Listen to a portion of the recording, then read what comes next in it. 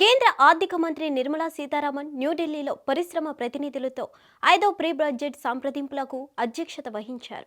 ఈ నేపథ్యంలో మరోసారి బడ్జెట్ ప్రవేశపెట్టనున్నారు. రానున్న కేంద్ర బడ్జెట్ 2025 నుంచి 2026 సన్నాహాల్లో భాగంగా ఈ సమావేశం జరిగింది.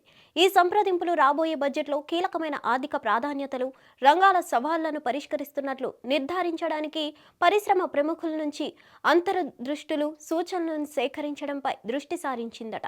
ఆర్థిక మంత్రిత్వ శాఖ సోషల్ మీడియా పోస్టులో న్యూఢిల్లీలో రాబోయే కేంద్ర బడ్జెట్ 2025-2026 సంబంధించి పరిశ్రమ ప్రతినిధులతో ఆర్థిక, కార్పొరేట్ వ్యవహారాల కేంద్ర మంత్రి అధ్యక్షతన 5వ ప్రీ బడ్జెట్ సంప్రదింపులు అని పేర్కొంది.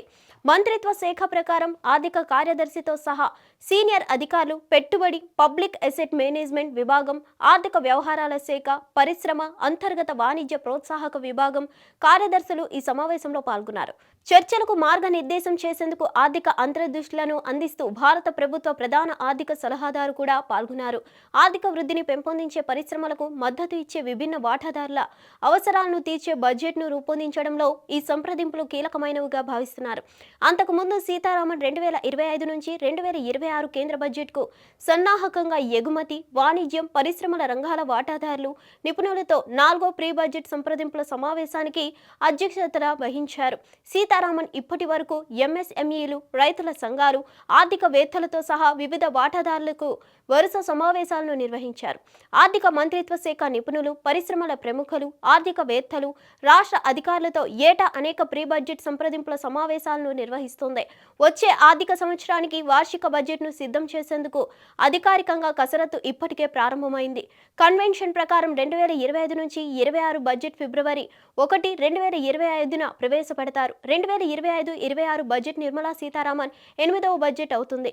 మోదీ 3.0 పదవి కాలానికి సంబంధించి కీలక ప్రకటనలు, ప్రభుత్వ ఆర్థిక మార్గదర్శకత్వంపై అందరి దృష్టి ఉంటుంది. ఇక ఆదాయపు పన్నులో ఉపశమనం కోసం దేశంలోని వేతన తరగతి నుంచి ప్రతి సంవత్సరం డిమాండ్ ఉంటున్న విషయం తెలిసిందే. గత ఏడాది కూడా ప్రజలు పన్ను స్లాబ్లను మార్చాలని ఆర్థిక మంత్రిని కోరారు కూడా.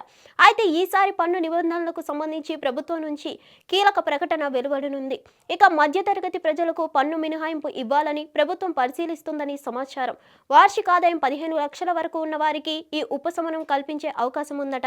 మరిన్ని అప్డేట్స్ కోసం stay tune to hit TV. Hit TV app ని డౌన్లోడ్ చేసుకోండి. ఇందులో short news, live news, entertainment movies అన్ని అవైలబుల్ గా ఉన్నాయి. Please download Hit TV app. Hit TV app hit TV యాప్ని ఫ్రీగా డౌన్లోడ్ చేసుకోండి.